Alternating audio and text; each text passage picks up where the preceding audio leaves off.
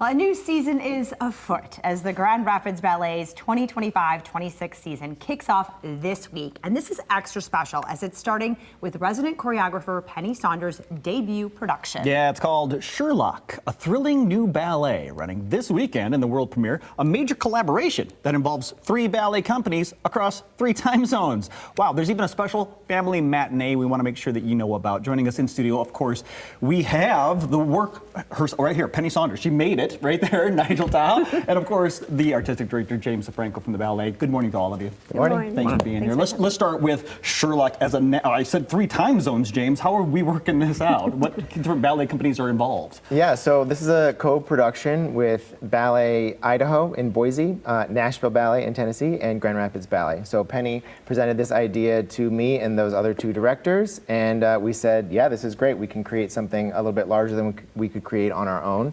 So together we pooled resources. Some of our dancers, Nigel was one of them, traveled to Boise to work with Penny and some of the other dancers from those companies as well. And Boise premiered it 2 weeks ago. We premiered on Friday, and Nashville does it in the spring. Okay. Wow. Okay, so Penny, talk about this and spanning different companies, different time zones, different stages and dancers. Yeah. How are you bringing this all together? Well, it's a little confusing at times, but it was actually really lovely to have so many minds at work on the project. And Nigel got to come to Boise, and we got to intermix dancers from 2 different professional companies, and that was really special because I've worked with Nigel like 10 years now or something like that. So he speaks my language. I can just say and he does it, which has been great. And then I've worked with Ballet Idaho many times, and I had an opportunity to work with Nashville last year. So yeah, it was just kind of a fun way to mix it up and make sure that instincts were coming from different people and thoughts were coming from different creators, and I really enjoyed it. Actually, it was a little hard to keep moving forward in a linear fashion to get to the next step because we had to keep going back, but it was also really special to see what each individual could bring to the work. Nigel, we've seen you work on stage. What is it like, Sherlock? I'm trying to, in my head, trying to remember if I've ever seen this story told through ballet. I don't think so. What is it like being Sherlock? It's amazing. It's fascinating. It's a very, as Penny chooses to display this character, he's a man with many different facets. He's been portrayed in so many different ways, in so many different, mediums, and so translating that into this medium has been an absolute joy.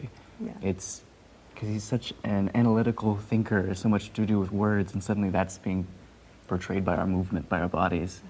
It's been a blast. It's one of those deals where whenever you saw a Sherlock episode, he was always so perceptive, right? Yes. He always noticed every little detail. Yeah. I kind of feel like I'm going to be doing that watching this ballet, right? Did that carry over? Oh, definitely. Plenty of little details to see. I tried to, I actually have a multiple Sherlock situation going on. He's the lead Sherlock, and then there's 6 other bodies that represent him, just because he was extraordinary. He could see and take in so much more than the average person. So I thought, how could I multiply those senses into a physicality? So he often is followed by a canon line of movement, so it ripples effects because he's extraordinary.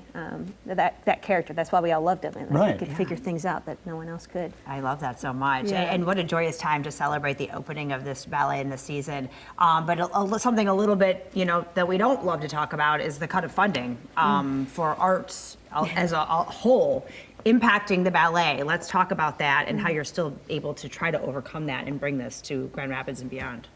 Yeah, well, funding is always a concern for ballet companies. We are nonprofit. Our ticket sales do not cover our operating budget, the cost of putting on productions like this, bringing choreographers here and hiring our dancers. So we do rely on the generosity of our community, and we have a wonderful community, foundations and corporations and individuals who support us.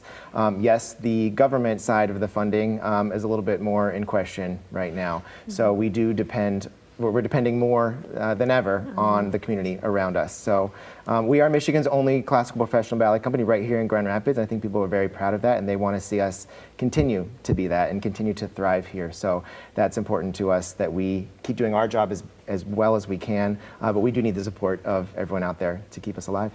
And you do have a fantastic opportunity to expose this to the whole family with this matinee that you've got going on Saturday. Talk Yeah. about the matinee. What a great show. Yeah, so we're going to do a 2 p.m. on this Saturday, the 25th, introduction to the world of ballet, which is going to include excerpts of Sherlock, not the full Sherlock. Right. We're also going to do excerpts of other classical ballets, some of the other pieces that are on the Sherlock program as well. I'm going to do an introduction. Our trainees will demonstrate a ballet class. This is a pay what you're able performance too, so you can come for $0 if you want, or you can pay the cost of what a full price ticket would be if you wish. So we want to be very inclusive and invite everyone into the theater who, maybe doesn't usually think about coming to a performance. And you might even try a couple of steps, I understand. Is that true? That is allowed. Is that allowed? Especially if you're there. No, Yes, Todd is a professional dancer. Of course, it's never too early to talk about Nutcracker as well. So if people want to mark their calendars, sorry, Christmas is going to be here tomorrow. Let's be real. If you want to plan ahead and you want to get the family together, that's a great opportunity to do so too. The snow is coming on the stage at DeVos Hall as well. So we are we've already started rehearsing, and we're playing for a huge Nutcracker year, yes. Okay. it'll be wonderful. It will. But first, Sherlock. There you go. That's happening this weekend, and you do not want to miss. Look at that. Just a billboard. I think Nigel was made for this role.